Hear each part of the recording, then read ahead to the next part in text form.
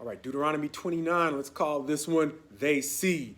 In a lot of ways, going back to a concept we talked about before, and that of becoming either exemplary or an example, which really links back to what we talked about in chapter 28, where God used three nations. Really, one of those nations is going to come up in this chapter, Sodom and Gomorrah, as an example of the path that Israel needs to stay off of if they are going to stay exalted above the nations. And he's literally going to say, you have already seen, but he's going to raise this caveat, but God has not given you eyes to truly see.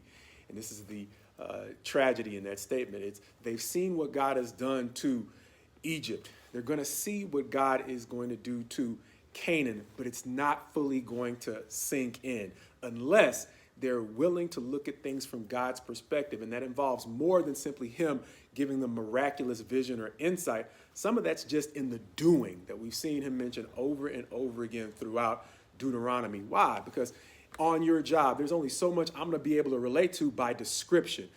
If I'm going to have a certain level of understanding, it's going to have to come from me actually doing the things that give you the experience that cause you to have the depth of understanding that you have. And likewise, part of the doing gives Israel an opportunity to understand better from God's perspective the things that he is counseling them to do. But the problem is, if they never agree to do the things he's asking them to do, they're limiting their own insight. Likewise, with us, to the degree we see the things that God is counseling us to do and we wince at them, sometimes we do it to our own detriment because we are actually denying ourselves the opportunity to truly understand what God is trying to get us to see.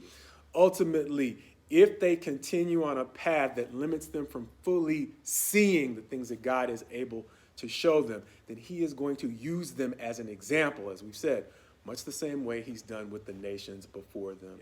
Since Israel is supposed to be a light to the Gentiles, even if they won't agree to see things from his perspective, much like Egypt, Canaan, and Sodom and Gomorrah were an example to them, they're going to have an opportunity to fall in line and also become an example to the nations that God is also going to call to himself.